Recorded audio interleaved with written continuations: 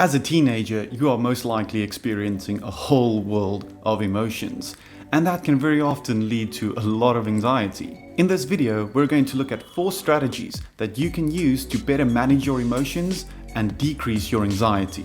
We're going to have a look at how your physical health translates into your emotional health, how expressing your emotions helps you to learn more about them, creativity's role in emotions, and how our goals help our emotional well-being. But before we get into that, just a quick word on the sponsor for this video. It's me. As a new channel, I am still very reliant on your support.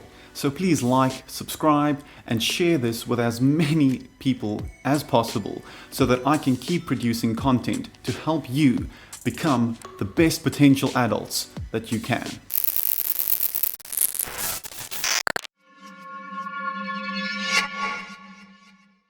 How does exercise help regulate our emotional well-being? When we exercise, our body releases endorphins, which makes us feel awesome. When you choose to exercise and you do it successfully, you also experience a sense of achievement, which makes you feel awesome. And on top of that, there is an overwhelming body of evidence suggesting that a healthy body equals a healthy mind, and a healthy mind is better able to help you regulate and understand your own emotions. And just a quick word on diet. When we eat healthy, our bodies are better able to be healthy, and that has a positive impact on your brain. So if your brain is healthy, once again, that means that you are better able to regulate and understand your emotions. We can't talk about emotional well-being without talking about the awkward elephant in the room, that is sleep.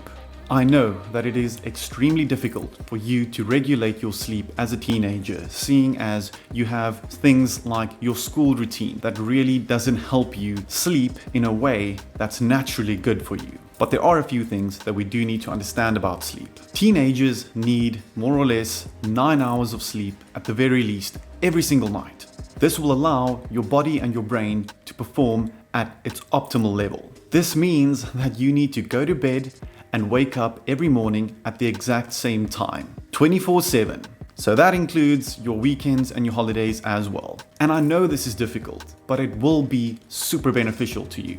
A few other things to keep in mind is that your room should be as dark as it possibly can be. So it's time to ditch the night lights, guys. You should also try to keep your room as cool as possible. About 18 degrees Celsius is ideal. Unfortunately, whether you like it or not, we can't talk about healthy sleep without talking about screen time. And this is where I'm going to have to dish out some of Noel's tough love. Unless you can find a way to undo thousands of years of biological evolution, you will have to impose a screen time curfew for yourself. Why? Firstly, the blue light that is emitted by screens suppresses your brain's ability to produce melatonin, which is the hormone responsible for regulating your healthy sleep. Many of you might argue that modern devices have blue light filtering settings, but that's not the only challenge. The amount of activity we're exposed to when looking at screens stimulates the brain in such a way that it becomes very difficult for your brain to switch off when you go to bed. So when you put these two together, it results in a brain incapable of achieving the appropriate amount of deep sleep cycles. If you can't sleep properly, it becomes very difficult to regulate your emotions because it becomes very difficult to regulate your cognitive capabilities. So this means you really need to adapt your routine to make sure that it's not necessary for you to spend time in front of screens for at least 2 hours before you go to bed. This isn't always as simple or easy as it seems, and sometimes it might be necessary for you to actually use screens to do some schoolwork before you go to bed, in which case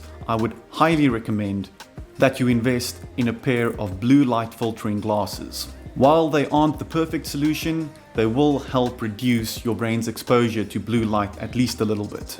But I can't stress this enough, that's not an ideal solution. Learn how to express your emotions. We need to understand that the part of our brain responsible for our emotions, our limbic system, is separate from the part of our brain responsible for higher cognitive functioning and rationalization, our neocortex. This means you are responsible for building the bridge between those two parts of your brain. As you learn how to bridge that gap between your limbic brain and your neocortex, you learn how to rationalize your emotions over time. And by rationalizing our emotions, we learn to understand them. Some things you can do to help you with this process is actually to talk to family members or friends about your emotions and to actually listen to their feedback, seeing as that will really help you with the rationalization process. If you might be a little bit too shy or too scared to express some of your emotions, simply writing them down for yourself also allows your brain to start thinking about them and rationalize them. And as you've rationalized them over time, you can learn to better understand them. On a little side note,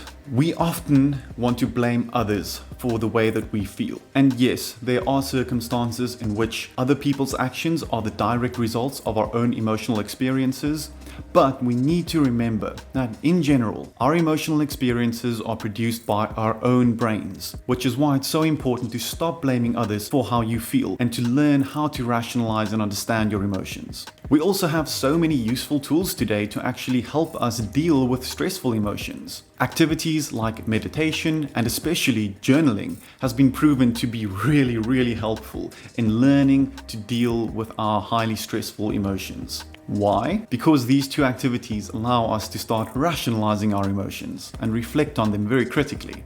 Do something creative. Our emotions are abstract, and you are still learning to abstract them as a teenager. So doing something that helps you develop the ability to abstract your emotions is really helpful. Creative processes include the creativity of thought, and this can be achieved simply by reading fictional books. By analyzing the emotional experiences of fictional characters, we allow ourselves to engage in an internal dialogue about emotions. And by doing that, there is a lot that we can learn about ourselves through the emotional experiences of fictional characters. Then the last one, and maybe the most important point of all, is to have a goal. By working towards something meaningful of your own choice, you feel good about yourself for every small step that you take to get closer to that goal. And let's be honest, small steps are really easy to take. At the end of the day, your emotional well-being is up to you and your daily actions. And this is why you still see so many adults struggling with their own emotions, because they didn't work on it when they were supposed to as teenagers. If you want to know more about how to get started on making the necessary changes in your life to better manage your emotional well-being, check out this video. By taking as little as 5 minutes every single day, you can alter the course of the person you are going to grow up to be.